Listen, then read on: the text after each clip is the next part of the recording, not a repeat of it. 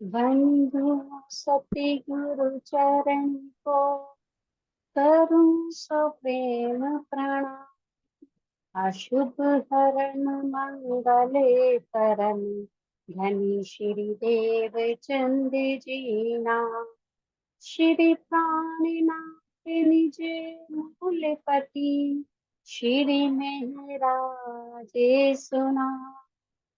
तेज कुंवरे श्यामा युगल को पल पल करूं प्रणाम।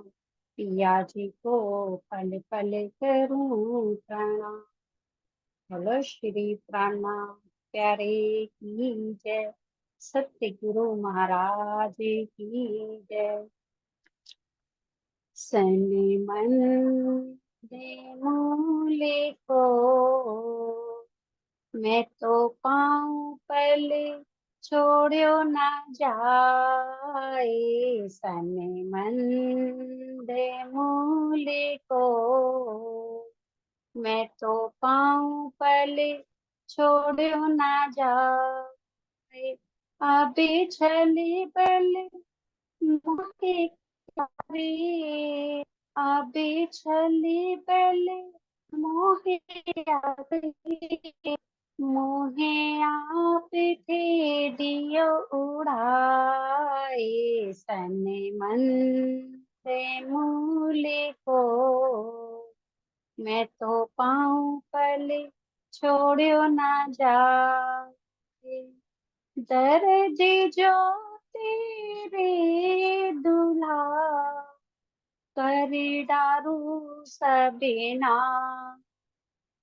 पर आस न छोड़े जीव को करने तुम या। सन मन से मूले को मैं तो पाऊं पल छोड़ो ना जाए।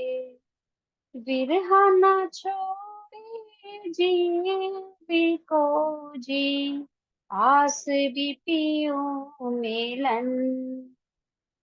बिरहा ना छोड़े जीवी को जी आस भी पियो मिलन। पिया सब इनके करूं तो मैं सुहागिन। सन मन दे मूले को मैं तो पाऊं पल छोड़ो ना जाए। मैं तो अपना दे रही तुम ही राखो जी। मैं तो अपना दे रही तुम ही राखो जी। बल दिया पे खड़ी करी कछु कारज अपने पीहू। सन मन दे मूले को मैं तो पाऊं पल छोड़ो ना जाए। तुम आए सब आइया दुख गया सभी दूर। तुम आए सब आइया दुख गया सभी दूर। कहे महामति सुख क्यों कहूँ जो मिले अमूल अंकुर। सन मन से मूले को मैं तो पाऊं पल छोड़ो ना जाए। अभी चले पले मोहे क्या करे। अभी चले पले मोहे क्या करे। मोहे आप थे दियो उड़ाए। सन मन ते मूले को सन मन ते मूले को। बोलो श्री प्राणनाथ प्यारे की जय। सत्य गुरु महाराज की जय। सभी के चरणों में प्रणाम जी, प्रणाम। प्रणाम जी सुनीता, बहुत ही सुंदर, कितनी प्यारी बोलना लग गई है। बहुत ही प्यारा। राजी की कितनी मेहर बरस रही है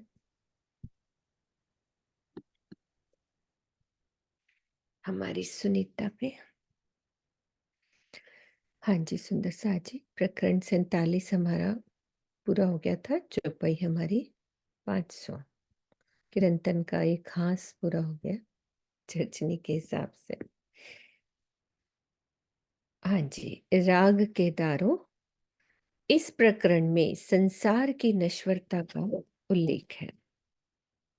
संसार की नश्वरता का उल्लेख है।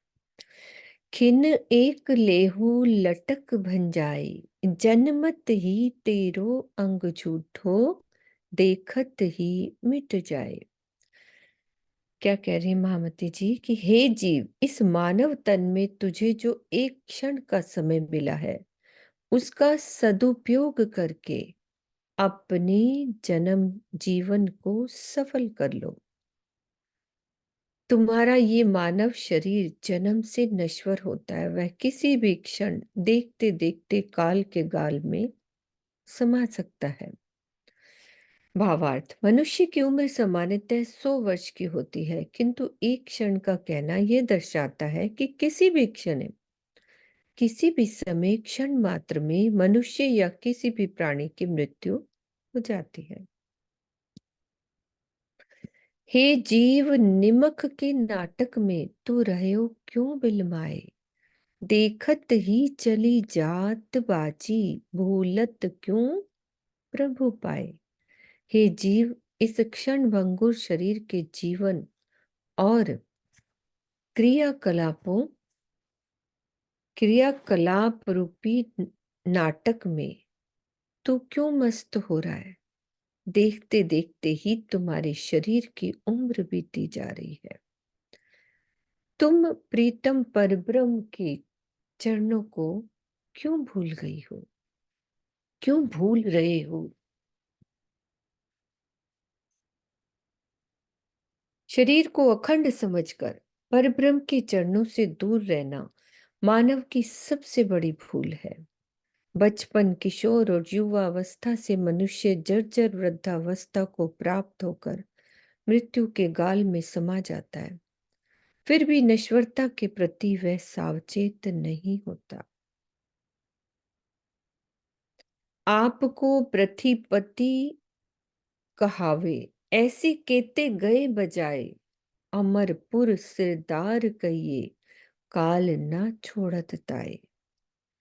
आपको इस पृथ्वी का एक छत्र चक्रवर्ती सम्राट घोषित करने वाले भी इस दुनिया से चले गए।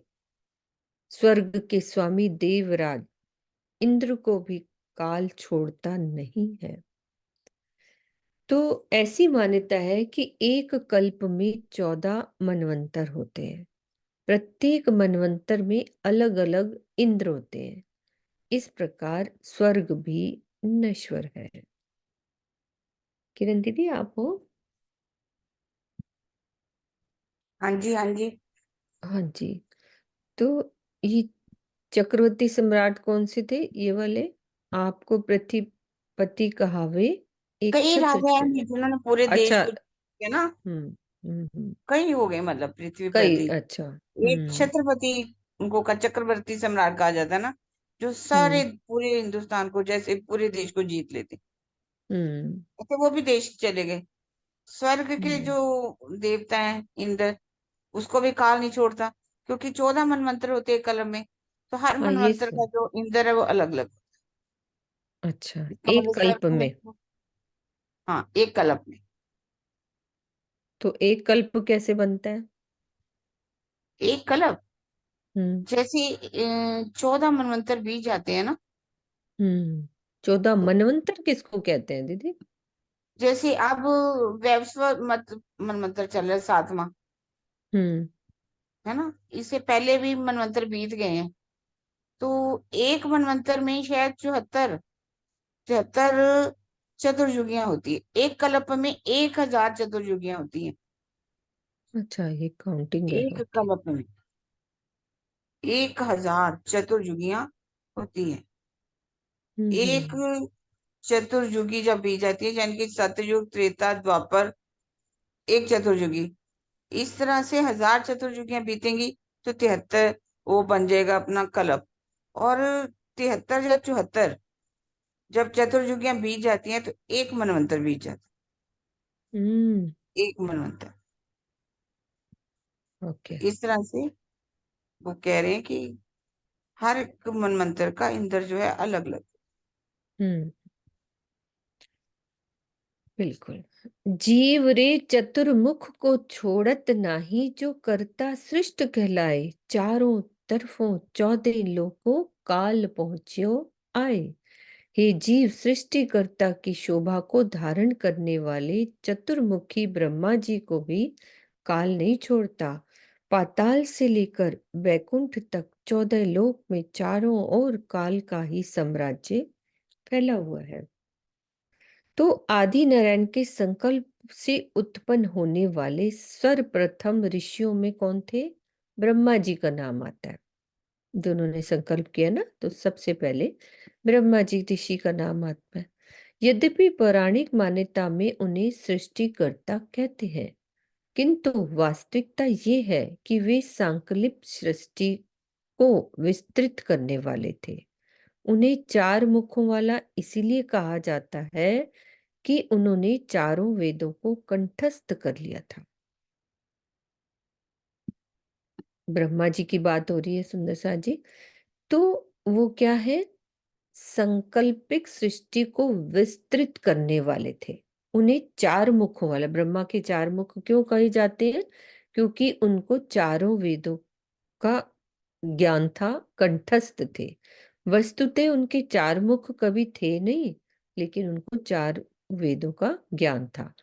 पौराणिक उद्धरणों के माध्यम से संसार की नश्वरता को दर्शाना ही श्री जी को अभिष्ट है, अन्यथा ये पौराणिक कथन उनका नहीं है। मतलब ये कोई महामती जी का नहीं है। ये खाली इसीलिए बता रहे हैं कि संसार नश्वर है, कि वो ब्रह्मा जी भी सब उसमें आ जाते हैं। जो कि सृष्टि को विस्तृत करते हैं, वो भी काल के मुख में आ जाते हैं। चौपाई में था ना, काल पहुंचिया आए, जो करता सृष्ट कहलाए। तो उसी की बात करें कि वो सृष्ट को कौन, सृष्टि का विस्तृत किसने किया? ब्रह्मा जी ने। चारों तरफों 14 लोग को काल पहुंचिया आए। तो स्वामी जी ने क्लियर किया है कि आदि नारायण के संकल्प से सर्वप्रथम कौन हुआ? ब्रह्मा जी। वो ही सृष्टिकर्ता कहलाते हैं पौराणिक मान्यता के हिसाब से।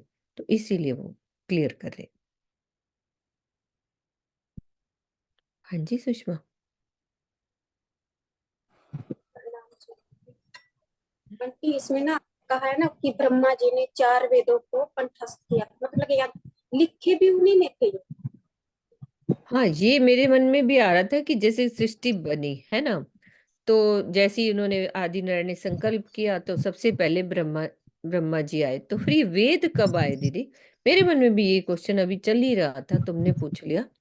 किरण किरण दीदी। 4 वेद जो है 4 ऋषियों के द्वारा आए। तो पहले आदि कह रहे हैं ना कि सबसे पहले ब्रह्मा जी, हाँ, है ना? तो ये वेद। ब्रह्मा जी, इसी के साथ ही उसी समय ही 4 ऋषि हुए हैं, अग्नि, वायु, आदित्य, अंगिरा। अच्छा। उनके द्वारा 4 वेद आए और उनसे इन्होंने ग्रहण की, कंठस्थ ठीक कर है। लिए इन्होंने। ओके, उनके साथ ही 4 ऋषि है, सबसे पहले वो हाँ 7 ऋषि वो आ गए, फिर वो हाँ वेद उतर गए। हाँ, वेदों का ज्ञान आ गया। इसीलिए स्वामी जी मतलब वेदों का भी सब उसको सत्य मानते हैं भाई, सबसे हाँ, पहले इसीलिए वेद ज्ञान है आए। ना ये हम्म। 4 वेद कहाँ पर है? अव्यकृत हम्म। ब्रह्म के स्थूल में। हाँ। हम्म। तो वहीं से ये ईश्वरीय ज्ञान कहा गया ना, ये कोई इसी मानवीय को। ज्ञान नहीं है। जैसे रामायण है, या ये क्या कहते हैं, गीता है। गीता भले ही बाद का है, महाभारत है जो 14-18 पुराण है, ये सारे हम्म। बाद की ज्ञान आए है ना। और ये जो 4 अच्छा। वेद हैं ये सृष्टि में शुरू में ही आ गए थे। 4 ऋषियों के द्वारा। ये समझ में आ जा गया। ठीक है। इसीलिए और फिर उनका वेदों का स्थान भी कह दिया ना अव्यकृत के स्थूल में, यानी कि वेद वेद ऋचाएं, और उसमें क्या होता है दीदी, उसको क्यों कहते हैं वेद ऋचाएं? वेदों ने जब उस ऊपर हाँ। लीला का प्रतिबिंब पड़ा था, तो उन्होंने कहा हम्म। था कि हमें भी इस लीला को देखना है। तो उन्होंने कहा अब इस मानव तन में जैसे आप वेदों का रूप है आपका, आप नहीं देख सकते, तो आपको वेद ऋचाओं का रूप लेना पड़ेगा, अर्थात एक तरह से जय अंगना भाव लेना पड़ेगा, तभी आप उस हम्म। लीला को देख सकते हो। तभी उन्होंने अपनी सुरताओं को बनाया, और सुरता 12,000 बना करके उस ब्रिज के अंदर, है ना, उसमें हम्म। वो जा करके उन्होंने तान धारण की, जो कि तो यही वेदों ने ही वेद ऋचाओं का 34 रूप स्थान धारण थे ना। किया ना? है। वेदों ने ही किया ना वेद ऋचाओं का। हाँ हाँ हाँ हाँ, उन्होंने अब अपनी और ऋचाओं समझ, का रूप लिया। अब समझ में आई। जैसे अक्षर ब्रह्म ने अपनी सुरताएं चौबीस बनाई हजार बनाई 24,000, ऐसी जो 4 वेदों का स्थान है उन्होंने अपनी सुरताएं बनाई 12,000। 12,000। अब बहुत अच्छे से क्लियर हो गया दीदी, ये तो बहुत लेकिन अच्छा हो माता गया आज जी, मेरे। एक प्रश्न पूछूं? जी जैसे ना जी। बोलो बे। उसमें उसमें नक्शे में तो ऐसा लिखा हुआ है ना कि अव्यकृत के ना ऊपर उसमें वेद ऋचाओं का ना प्रतिबिंब पड़ा हुआ है, जैसे रास का भी प्रतिबिंब पड़ा हुआ है। हाँ, तो वो तो जो सबलिक में अखंड है ना, उसका प्रतिबिंब है, ब्रिज का भी है, और रास का भी। एक बार सोनिया उसको पूछा था ना मैंने, सोनिया को क्लास में, वो कह रही थी प्रतिबिंब नहीं है कि वही वेद ऋचाओं का स्थान है, पर उसमें नक्शे में प्रतिबिंब लिखा हुआ है। ऐसा है कि जो कुमारिका सखियां के जीव है ना, वहीं से तो आए थे ना, तो वहीं जाएंगे। जो द्वारा लीला हुई 11 दिनों में, 7 दिन गोकुल के गए, 4 दिन मथुरा के गए। तो उसमें जैसे ही ये ब्रह्मांड खत्म हुआ, नया ब्रह्मांड बना, वहां जो लीला हुई वैसे ही बंसरी बजी, तो वहां कौन आए? 12,000 वे ऋचाएं पहुंची, है ना, और 24,000 कुमारिका विशेष सखियां के जीव, जो सुरता जीव थे, हाँ, वो सुरता के रूप में वहां आए। तो 36,000 का मेला हो गया, और 36,000 ने फिर से लीला की। और वही आखिर में जब 110 वर्ष तक तड़फ तड़फ करके, बाद में तबलीग ब्रह्म से आई थी कुमारिका सखिया के थी, वो वहां चले गए, और जो ये वेद ऋचा आई थी 12,000, वे ये अपने स्थान पर आ गई, यहीं पर। ठीक है। सुषमा, थोड़ा पंखे की आवाज आ रही, थोड़ा सा कम कर लेना, है ना, बाई चांस खोलो तो तब कर लेना, अभी तो रहने दो। हाँ जी मम्मी, आप खोलो। हाँ, मैं पूछ रही थी कि 4 वेद तो है अपने, और 5वां वेद जो है कौन सा कह रहे हो आप लोग? 5वां वेद 5वां वेद सरसम वेद है, जो बाद में आना था हाँ, कलयुग में, है? वो 28वें अपना कलयुग में। अपनी राज्य, वो 28वीं कलयुग में उतरा ना वाणी। स्वरूप साहब, वाणी उतरी ना, उसको वाणी का ससम ये वेद कर ना, कहते, हाँ। हाँ। 5वां वेद अथर्वण वेद अपनी वो, कौन सा था? नहीं नहीं, वो अधर्म 4 वेद वेद नहीं, अलग हैं। सरसम वेद। तो स्वसम स्वामी जी वेद ने राज्य, बताया था 5वां वेद जो है ना वो हमारी वाणी का है, वाणी। वाणी है, वो हमारी वाणी, हमारी वाणी हाँ है। ठीक है, मैं 4 वेद अलग ठीक हैं, अथर्ववेद, सामवेद, ऋग्वेद और यजुर्वेद, वो 4 वेद हैं। बाकी 5वां वो वेद 4 वेद हमारी है, वाणी। 5वां हमारा वाणी का वेद है। हाँ, वाणी वाला। ठीक है। हाँ जी, एक सेकेंड। हाँ जी मिथिलेश दीदी, अनिल भी अभी खोलते हैं आपको, मिथिलेश दीदी आप खोलो। प्रणाम जी सुंदर साथ जी। मैं किरण दीदी से ये पूछ रही थी कि वेदों ने धारण तो की थी वेद ऋचाएं सब अव्याकृत के स्थूल से, लेकिन जब 100 साल का वियोग करने के बाद में ये वापस गई, तो ये फिर कहाँ गई थी? स्थूल में तो नहीं गई, तो अव्याकृत के कौन से भाग में गई? ये वहां गई थी ऊपर। ब्रिज की जो थी वो तो सबलिग में जाती है, कुमारिका सखिया के जीव तो सबलिग में चले गए ना, हाँ, लेकिन सब वेद कारण ऋचाओं में की, चले गई। जी वेद ऋचाएं थी कि यहीं पर जहां पर अखंड है रास, वहां आई हूँ। एक सेकेंड दीदी, उनके वेद जीवों को ऋचाएं का वहां स्थान स्थान दीदी, मिल गया। वो थी ना अव्याकृत के वहां चली गई ना, शुद्ध शुद्ध कारण में, जो वेद ऋचाओं का जो मुक्ति का स्थान था हाँ, वहां पे तो है वो ना। वो कारण और महाकार, कारण में महाकारण में जहां पर रास की लीला हो रही है ना, वहां चले गए। प्रतिबिंबित, ये हाँ। तो सबली के स्थूल में सबली के कारण में ब्रिज की लीला खंड है, वहां पर वो पहुंच गई। हम्म, दीदी वेद कुमारी का ऋचाएं सखिया के में वेद ऋचा कुमारी का सखिया के जीव। कुमारी का सखियों के जीव जो सुरता रूप में आए थे, वो तो सबली के कारण में वापस चले गए जहां से आए थे। लेकिन हाँ मैं जी, वेद ऋचाओं को पूछ रही हूँ कि 100 साल का वियोग करने के बाद में वेद ऋचाएं वापस कहाँ गई? देखिए मैंने बताया आपको, यहाँ जो रास की लीला अव्यकृत ब्रह्म के अंदर जो प्रतिबिंब पड़ा था, वहां चलेगी रास की लीलाओं में। अच्छा अच्छा। शुद्ध कारण में वही ब्रिज शुद्ध का कारण। लीला का जो प्रतिबिंब पड़ रहा है ना, वेद ऋचाओं का मुक्ति स्थान वहां पे है। ठीक है दीदी, ठीक। मैं आपको नक्शा भेज दूंगा दीदी, मिथिलेश दीदी, ये वाला नक्शा सारा आपको पर्सनल भेज दूंगी, आप मुझे मैसेज करना। ठीक है दीदी, ठीक है, प्रणाम ठीक जी। है, मैं वो सारे बने हुए हैं नक्शे, मेरे अभी खुले नहीं हुए, मैं आपको पीछे से सारे भेज दूंगी। जी प्रणाम जी। जो हाँ दीदी जी, अनिल गोयल जी अनिल क्या भैया कह रहे हैं? आ प्रणाम गए दीदी, अनिल भैया। सुंदर साथ जी के अभी अभी जो किरण माता ने समझाया और मिथिलेश दीदी ने जो प्रश्न किया था, उसका यह कारण है कि वेद रुचा એટલે કે वेदों का स्थान अव्याकृत के स्थूल में है, और वहां तो वो पुरुष रूप में ही है, यानी जागृत अवस्था में। लेकिन उन्होंने जो महाराज, जो सबलिक के महाकारण में जो रास खेली गई अखंड है, उनका प्रतिबिंबित स्वरूप अव्याकृत के महाकारण के तुर्यातीत में पड़ा। तो वो स्वरूप, जो प्रतिबिंबित स्वरूप पड़ा, उसको देखकर उन्होंने चाह कि ये ऐसी लीला हमें देखनी है।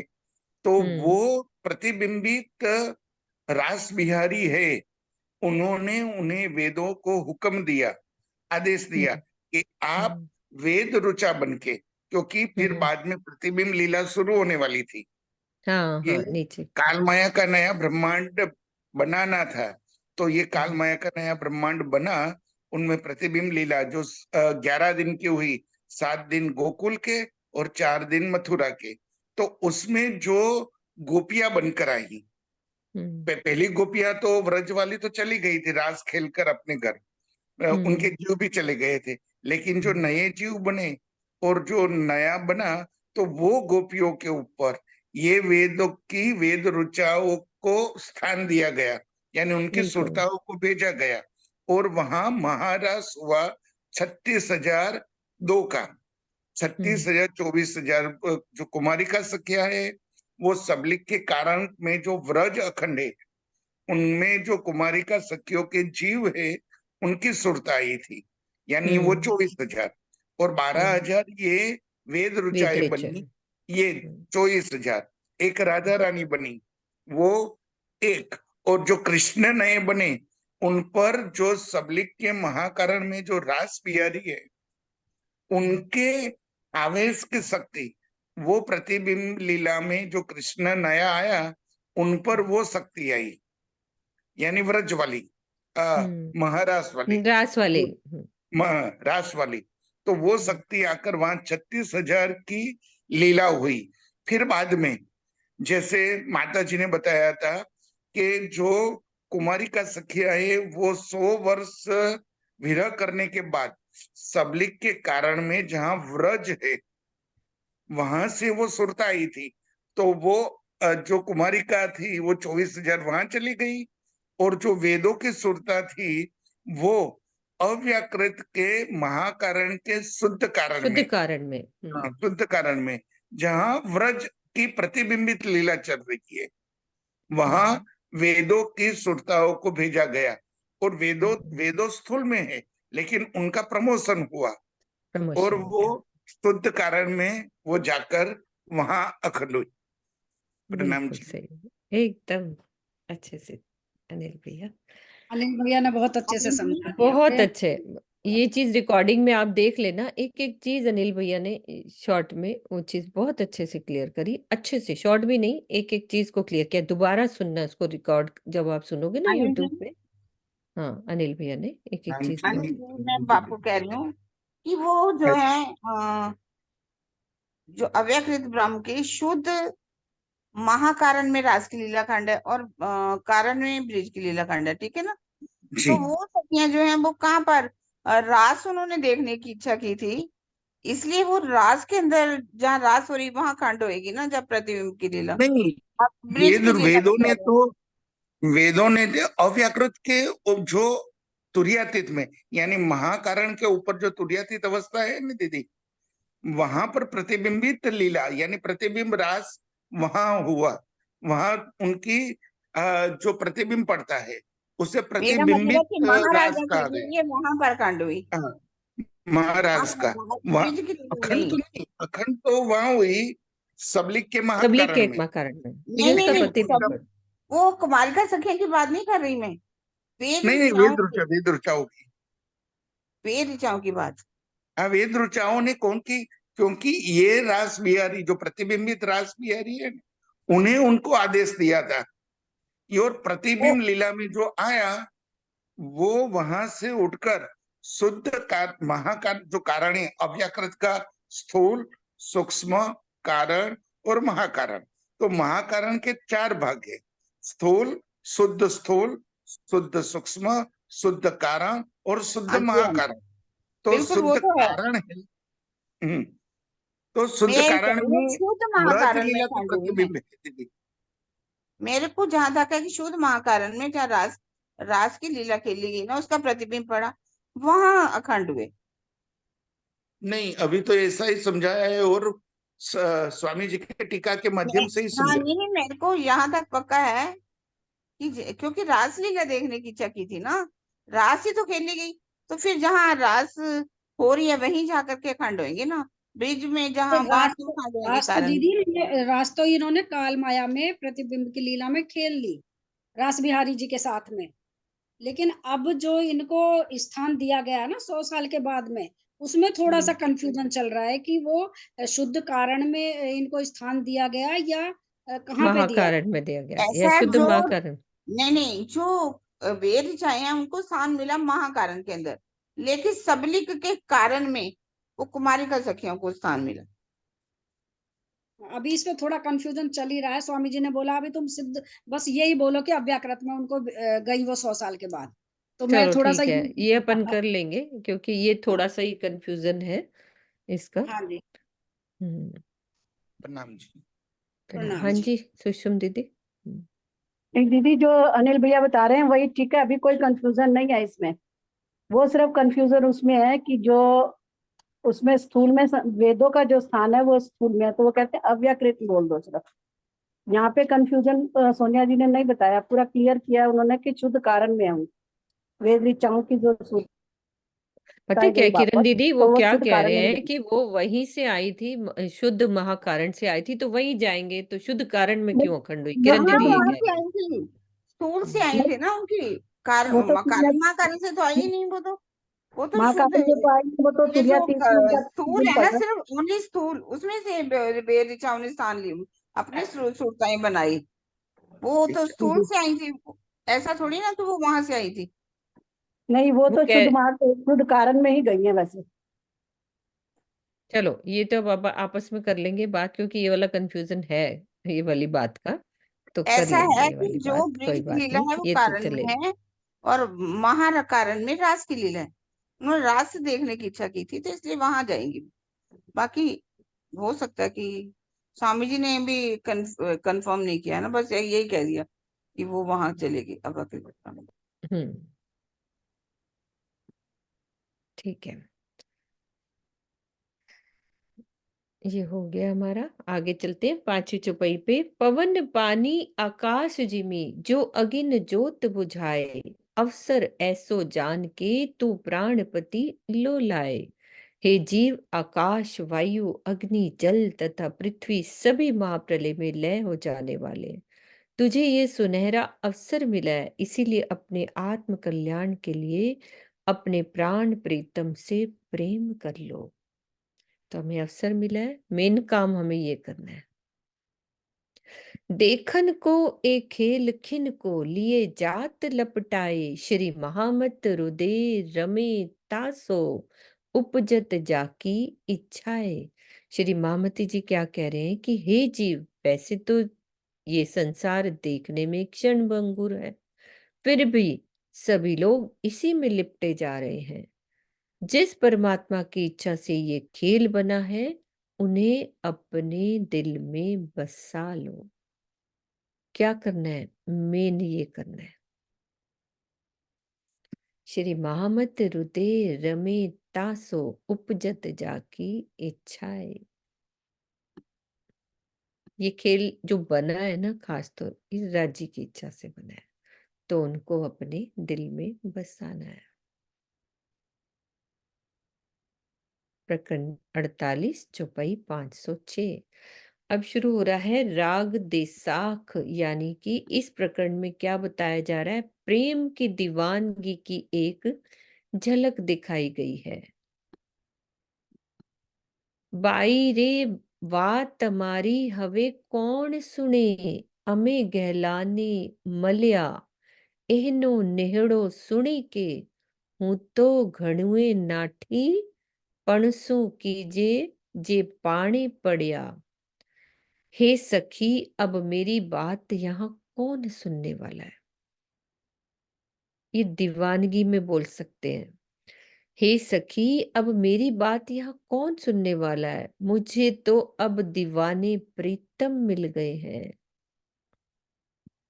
इनका अलौकिक प्रेम सुनकर मैंने पीछा छुड़ाने के लिए बहुत अधिक भागने का प्रयास किया, लेकिन मैं क्या करती, ये तो एक तरह से मेरे पीछे ही पड़ गए हैं। तो इस चौपाई में बाई शब्द का प्रयोग उस आत्मा के लिए किया गया है जिसे महामती जी की आत्मा अपनी आप बीती सुना रही है। क्लियर हुआ सुषमा कि महामती जी की आत्मा अपनी आप बीती एक सखी को सुना रही है ना? तो धामधनी हमें जगाने के लिए सब कुछ करेंगे। यदि ये माया में भाग जाना चाहें तो ये कदापि संभव नहीं है, भाग नहीं सकते। हूं मां होती चतुराई, त्यारे पांचमा पुछाती, ते चित्तड़ा हमा अमारा चलिया, मान बहुत लज्जा गई रे लोपाई, अमे मानस माहे थी टलिया।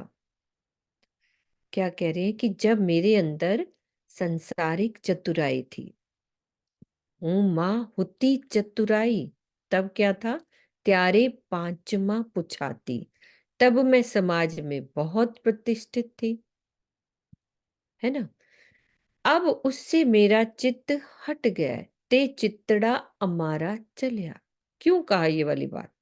क्यों महामती जी ने कहा? बता सकते हो कि मैं तब समाज में बहुत प्रतिष्ठित थी? बता सकते हो ये बात क्यों कही महामती जी ने?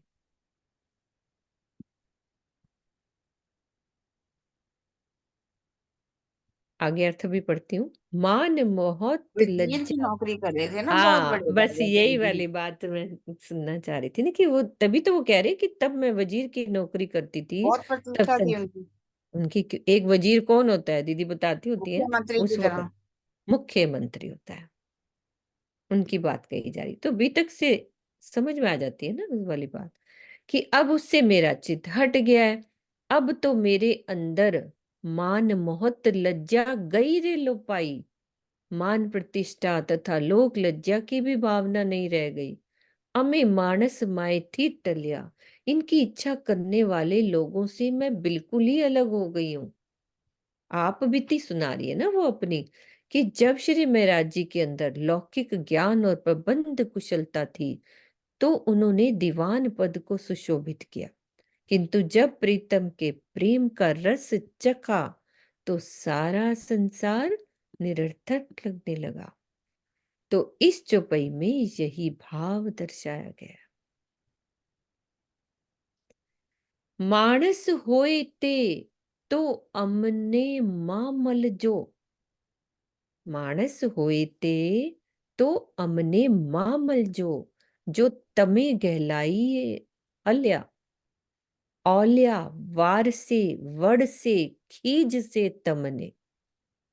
तोहे आवसो ते आही पल्या।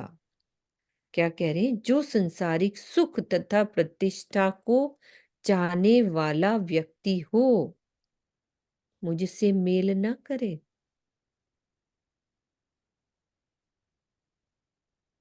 यदि तुम्हारे अंदर प्रीतम को पाने की दीवानगी है, तो मेरे पास आ जाओ। यदि तुम मेरी इस राह पर चलोगे, तो संसार के लोग तुमको रोकेंगे।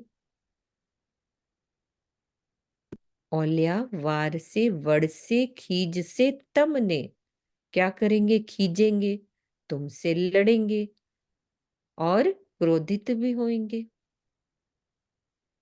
तो ही आवसो ते आही पलिया, फिर भी तुम मेरे ही पास आओगे। है ना? कितनी अच्छी चुपाई है कि यदि तुम्हारे अंदर प्रीतम को पाने की दीवानगी है,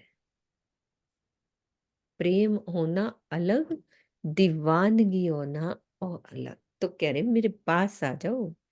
तो एकमात्र परमधाम की ब्रह्म सृष्टि ही प्रीतम को पाने के लिए संसारिक मान मर्यादा एवं सुखों का परित्याग करती है। इसके विपरीत जीव सृष्टि क्या करेगी? इसी को अपना सब कुछ समझती है। तो कौन कौन सी ब्रह्म सृष्टियां थी जो महामती जी के साथ चली, जिन्होंने अपने पद छोड़े? और किस किन को हम याद कर सकते हैं सुंदर साथ जी? किन किन को याद कर सकते हैं? बीतक में आता है। और किसको याद कर सकते हैं? उन्होंने अभी अपना बताया, और कौन उनके साथ पद छोड़ के चले थे?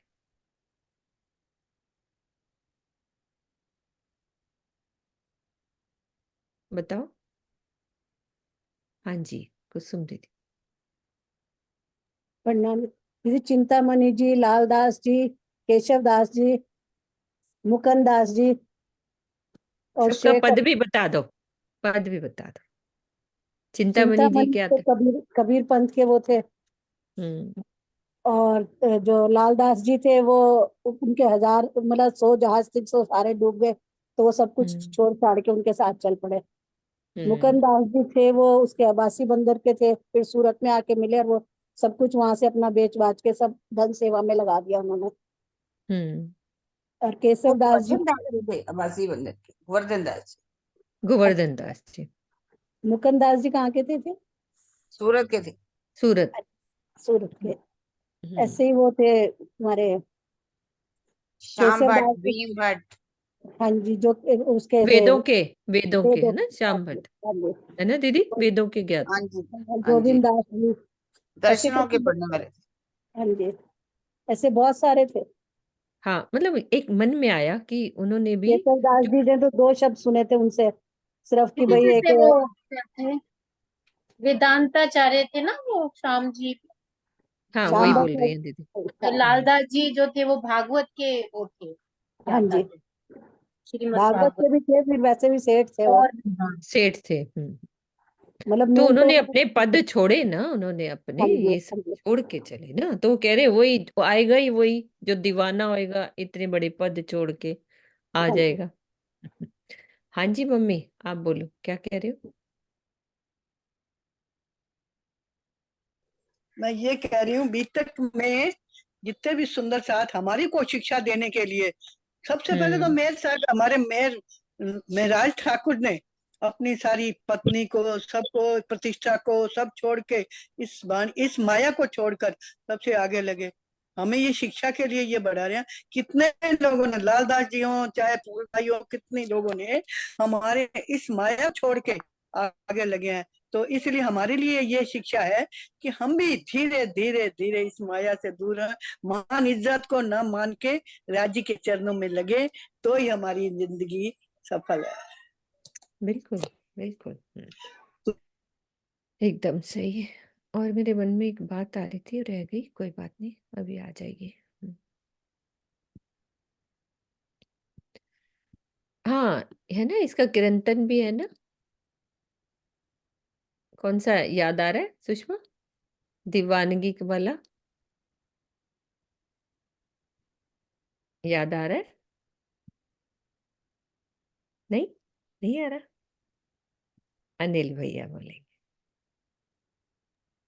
प्रणाम जी दीदी, प्रणाम जी सुंदर साथ जी।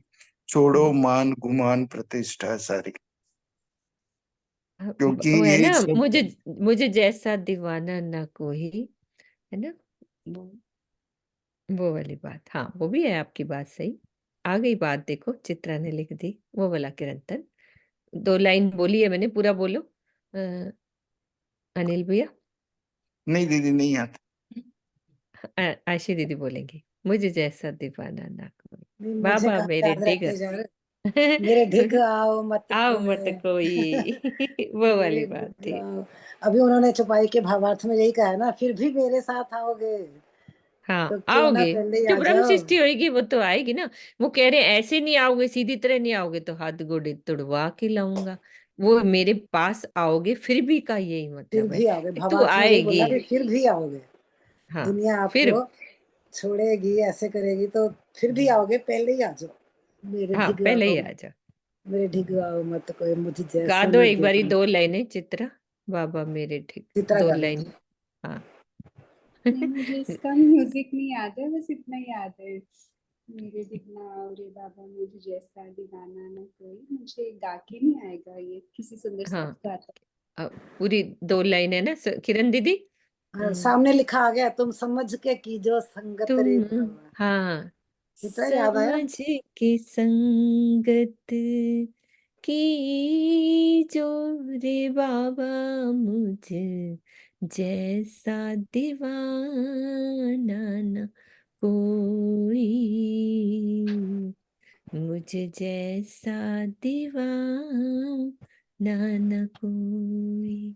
तो ये सारी बात इसमें याद आ गई हमें। हमने अपने मोमिनों को याद किया जिन्होंने सब कुछ छोड़ा, परम धाम की ब्रह्म सृष्टि ने मान मर्यादा को छोड़कर। ठीक है। गहले वाले अमने कीधा गहलड़ा, मली ने गहलाये छलिया, जात कुटुम थी जुआ थया, जुआ थया, हद छोड़ी वे हद मां भलिया। मेरे प्रेम में दीवाने प्रीतम ने, मेरे प्रेम में दीवाने प्रीतम ने मुझे भी अपने प्रेम में दीवाना बना दिया। गहले वाले अमने कीधा गहलड़ा, मली ने गहलाइए छलिया, उनकी दीवानगी ने मुझे अपने वश में कर लिया। अब क्या करना है? मैंने अपनी जाति, जात कुटुम थी जुआ थया, अपनी जाति और कुटुंब से भी अलग होकर हद को छोड़ दिया। हद छोड़ी और कहाँ पहुंच गया? बेहद मां भलिया, तथा बेहद में पहुंच गई। कुटुंब को छोड़कर, जाति को छोड़कर, तो ये हद हो गई और फिर बेहद में पहुंच गया, प्रेम में, धनी के पास। तो जिस अक्षरातीत के बारे में संसार को जरा भी ज्ञान था, यदि वो किसी आत्मा के प्रेम में दीवाना हो जाए, यदि वह किसी आत्मा के प्रेम में दीवाना हो जाए, तो उसका माया में रहना कदापि संभव नहीं है। आत्मा मानव तन में बैठकर इस खेल को देख रही है, और जब प्रीतम का जोश चढ़ता है तो क्या होता है? प्रीतम के प्रेम का जोश जब चढ़ता है तो आत्मा अपने इस मानव शरीर, जाति का ये मतलब है, तथा सगे संबंधी यानी कुटुंब का आभास ही नहीं रहता, क्योंकि वो अपने परात्म का श्रृंगार लेकर परम धाम का ध्यान करती है। इसे ही जाति कुटुंब से अलग होना कहते हैं।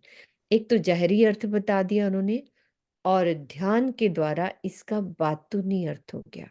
जाति मतलब शरीर हो गया ना, शरीर से अलग हो जाती है, सगे संबंधियों से अलग हो गई, तो परात्म का श्रृंगार, शरीर से अलग होंगे तभी तो परात्म का श्रृंगार लेकर मूल मिलावे में ध्यान करेंगे और धनी के पास मिलेंगे।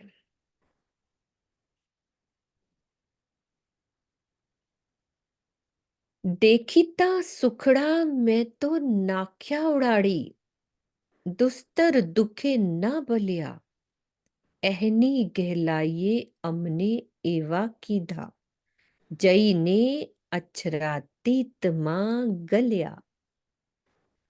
संसार के नश्वर एवं लुभावने सुखों को मैंने देखते ही देखते छोड़ दिया। देखिता सुखड़ा मैं तो नाख्या उड़ाड़ी, और क्या किया? धनी के प्रेममय राह में कठिन दुखों में भी नहीं घबराई, दुस्तर दुखे न बलिया, एहनी गहलाइए अमने एवा कीधा। इस प्रीतम की दीवानगी ने मुझे ऐसा कर दिया कि मैं अक्षरातीत के प्रेम में डूब गई। जई ने अक्षरातीत मां गलिया, ऐसी दीवानगी से मैं तो प्रीतम के प्रेम में गल गई। तो हम ये याद कर सकते कौन कौन से कठिन दुख आए थे महराज जी के ऊपर, जो वो घबराई नहीं। बीतक के प्रसंगों को याद करते अपन कि कौन से दुख थे, भावार्थ बाद में पढ़ेंगे सुंदर साथ जी। जो उन्होंने घबराई नहीं, क्या क्या, स्टार्ट से चलो, सबसे पहले क्या क्या दुख आए उनके ऊपर।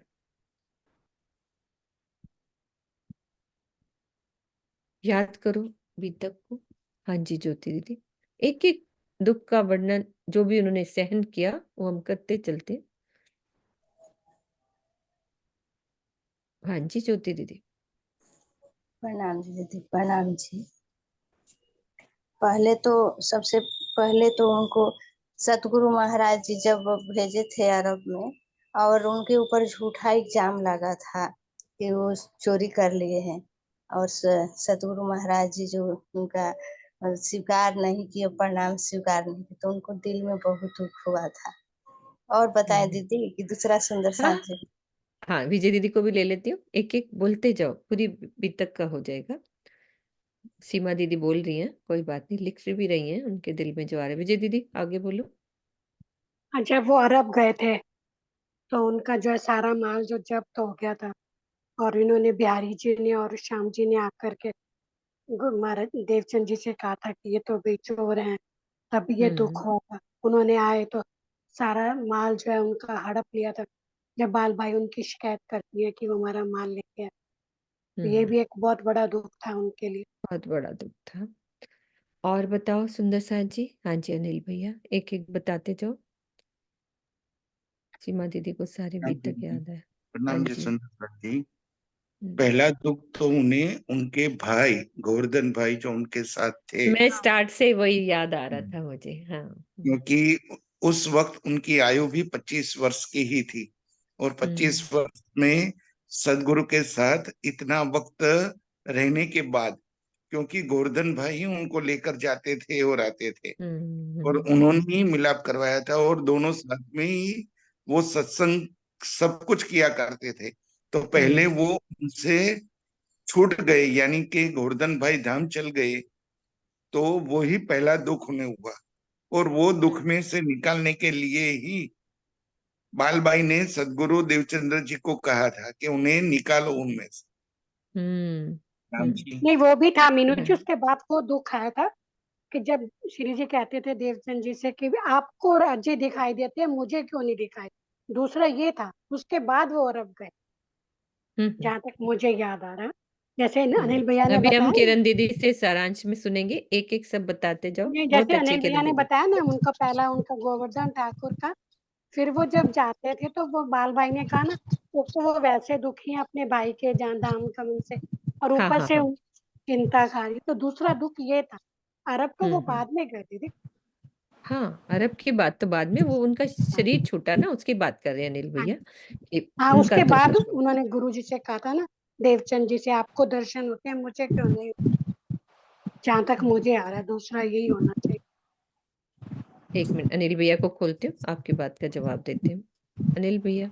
प्रणाम जी। जो विजय दीदी ने बताया वो बाद में हुआ था, जब वो सुषमा धाम थोड़ा सा चले पंखा गए। ढीला कर लो। हम्म। आपका नहीं, आपका ठीक है। अन्य सुषमा का आवाज आ रही है, आपका ठीक है अनिल भैया, आप बोलो। तो जब गोवर्धन भाई चले गए, फिर बाद में वो अकेले पड़ गए। फिर बाद में वो सदगुरु के साथ जब जाते थे सत्संग के लिए बैठक के, तो वो वहां कह दिया कि आपको धाम दिखता है, आप सबको देखकर वर्णन कर रहे हो, तो मुझे क्यों नहीं दिखाई देता। फिर बाद में उन्होंने कसनी की। हाँ, तो वही तो मैं कह रही हूँ, पहले आपका है, दूसरा मेरे बाद। हाँ, अच्छा अच्छा, पहले आपका, ठीक है। और उनमें से निकालने के लिए सदगुरु ने उन्हें अहमदाबाद भेज दिया था, महेश्वर सुख तंत्र और वो सब लाने के लिए। हाँ जी प्रणाम सुषमा, जी। प्रणाम जी। ये उन्होंने आंटी ना मेरे को थोड़ा सा फूलबाई जी का भी त्याग किया ना, जब एक सुंदर साथ को उन्होंने भोजन करा दिया था ना, बिहारी जी ने उनको निकाल दिया था, फिर उसके उसमें बोला था ना, फूलबाई जी का भी त्याग किया था ना, एक गोवर्धन दास ये जी कितना बड़ा उनके बड़े दुख था। भाई। हाँ जी। बिल्कुल। हाँ जी मम्मी, आप बोलो। हाँ जी, खोलो मम्मी। एक वो हफ्सा में राय ठाकुर को जेल में भेजा था, एक झूठ का उनके ऊपर इतना वो लगा था, तो भी वो घबराए नहीं थे कि ये फिर उसमें उनको कैसे निकाला कानजी भाई जी ने, और वो फिर भी अपने इस कहते हमारे बिना काम कैसे होगा, याग्नि का कार्य कैसे होगा, तो उन्होंने अपने अपने भेष बदल करके अपने को निकाला था, और इतनी जेल भुगतते हुए भी उन्होंने राज्य की सेवा में कोई कमी नहीं करी थी। हाँ जी, हाँ जी, हाँ जी। कृष्णा दीदी, आप खोलो। अभी हम किरण दीदी से सुनेंगे सीरियल वाइज बहुत अच्छे से। हाँ जी कृष्णा दीदी। हाँ जी, प्रणाम जी।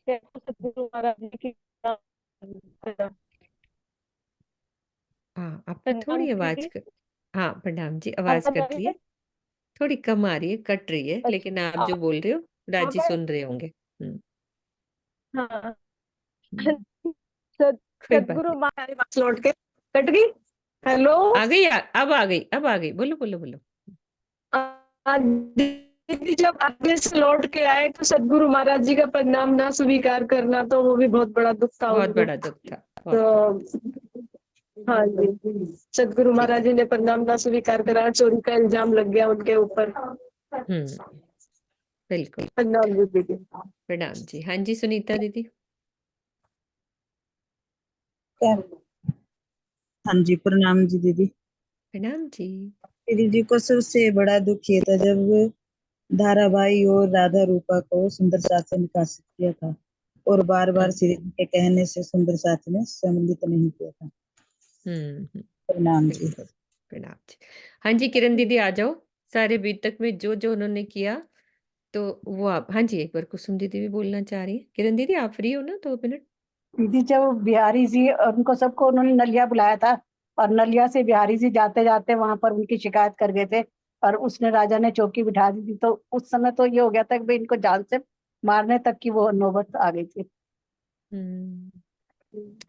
वो भी उनके लिए सबसे बड़ा दुख था, सबसे बड़ा दुख था। उस समय वो सबसे ज्यादा दुखी हुए थे। प्रणाम जी। और जब सदगुरु का धाम गमन हुआ था, उन्होंने तन छोड़ा, तो सबसे बड़ा दुख तो उनको वही हुआ था, जब धनी देवचंद जी ने तन छोड़ा। बिल्कुल। और सुनीता दीदी, मेरे दिल में ये आ रहा है कि अभी अपन ने वालो विरह रस के प्रकरण करे, ये कितना बड़ा दुख था जब उन्होंने ये कह दिया कि ब्रह्मांड खत्म कर दो।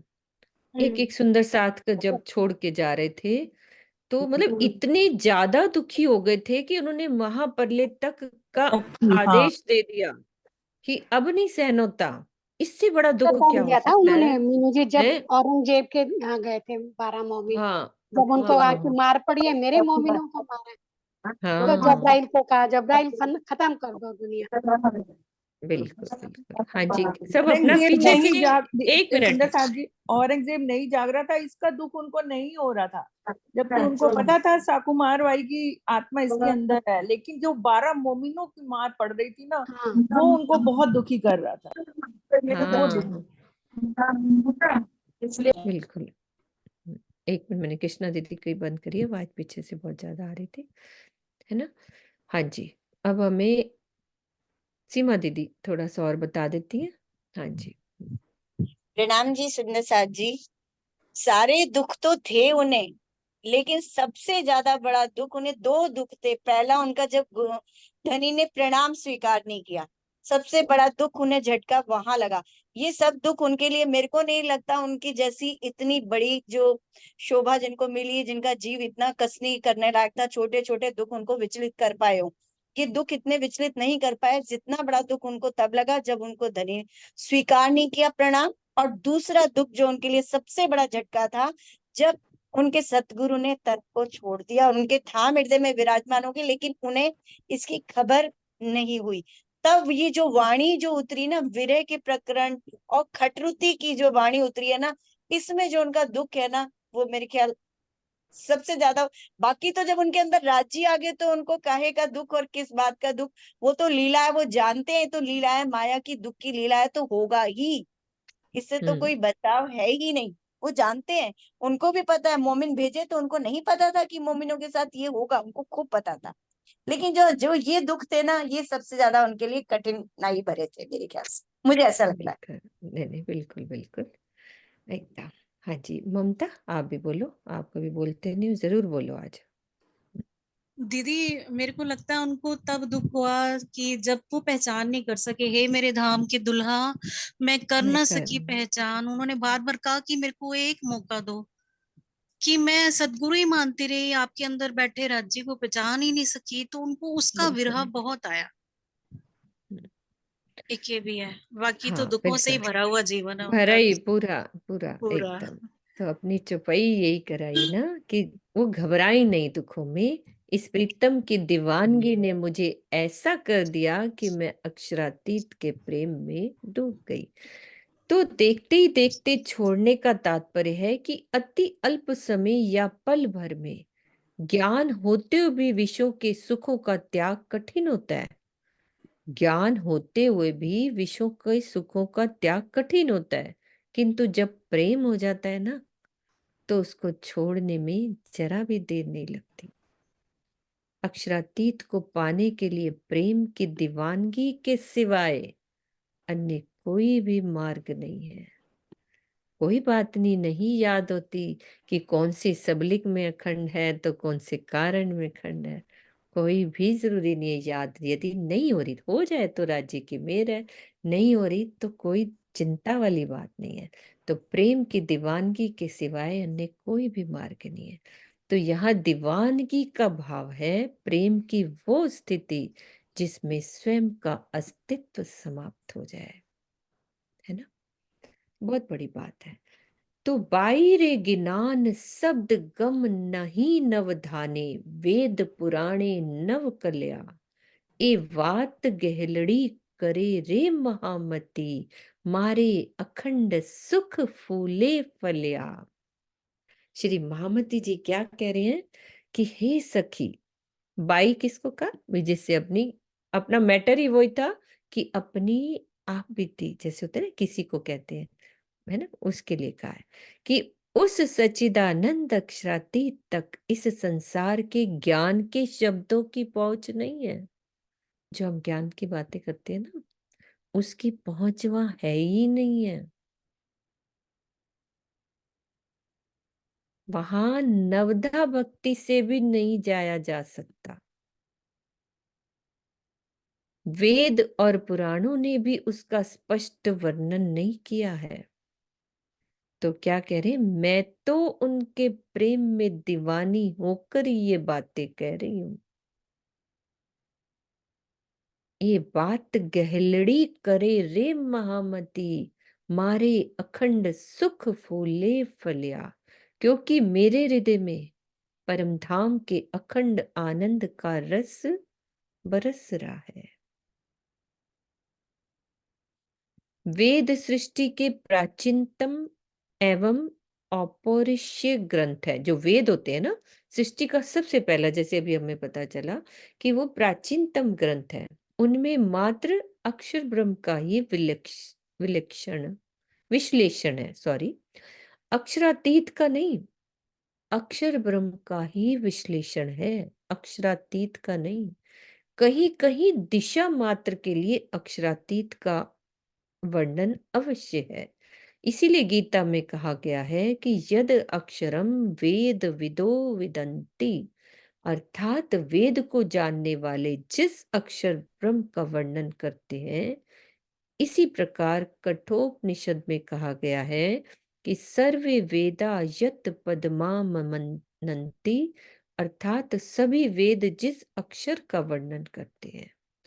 तो यहाँ ये मेन बात है कि दीवानगी की बात। मेरे दिल में एक बात आ रही थी, किरण दीदी आप हो, कि कब की बात हुई होगी, कब मतलब प्रेम की दीवानगी का कब का प्रकरण होगा, है आशी दीदी? लगभग हफ्सा के बाद की है। अच्छा अच्छा, लगभग हफ्सा, हाँ जितनी तो तभी है हुआ ना, होगा जब जब हफ्सा में नहीं। जब उतरे हैं ना कि पानी, तब के ही है। ठीक है। वही दीदार की बात है ना, दीदार दीदार से ही पहचान हुई।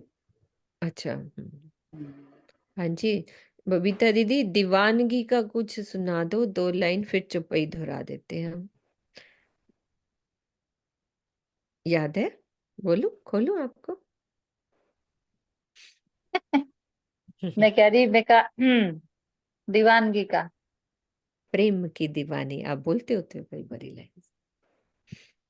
हाँ देखो, दीवानगी भी तो ये भी दीवानगी है जब अभी उनका भी चल रहा ना, कि जब वो देवचंद्र जी ने अपना तन छोड़ दिया और सदगुरु का, और वो सब चल रहा है ना इस समय प्रकरण पूरा, और वो किस तरह से विरह में थे। तो उसका मैं एक सुनाती हूँ आप लोगों को, वो मैं ज्यादातर सुनाती हूँ और आपको, मतलब मुझे वो बहुत पसंद भी है, हृदय से बहुत प्यारा भी लगता है मुझे। कि जो मैं जानी थी बिछड़ते हैं सैया, घुंघटा में आग लगा देती, मैं तो वारे थी तन मन कौन के, चरणों में शीश नवा देती, मैं तो जानती बिछड़ते हैं सैया, मेरे हार सिंगार की रात गई, बिन तेरे उमंग में।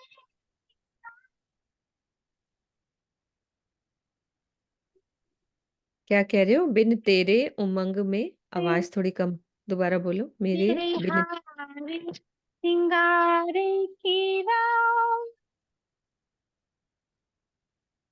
संग तेरे उमंग,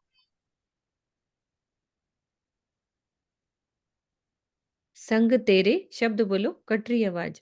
संग संग तेरे। तेरे उमंग मेरी आज गई, अच्छा घर आए आज आवाज क्यों कट रही है? सावरिया, घर आए ना मेरे सावरिया, मैं तो चरणन शीश नवा देती, जो मैं जानती बिछड़ते हैं सैया, चरणों में शीश नवा देती। बहुत प्यारा, हाँ जी बिल्कुल, बहुत प्यारा। हाँ जी सुंदर साथ जी, ये हमारा प्रकरण 49 समाप्त हो गया। 512 चौपाई हो गई है। चौपाई दोहराते हैं। बाई रे गिनान शब्द गम नहीं नवधाने, वेद पुराणे नव कल्या, ए वात गहलड़ी करे रे श्री महामत, मारे अखंड सुख फूले फल्या, मारे अखंड सुख फूले फलिया। बोलो श्री प्राणनाथ प्यारे की, सतगुरु महाराज की, पन्ना धाम की जय।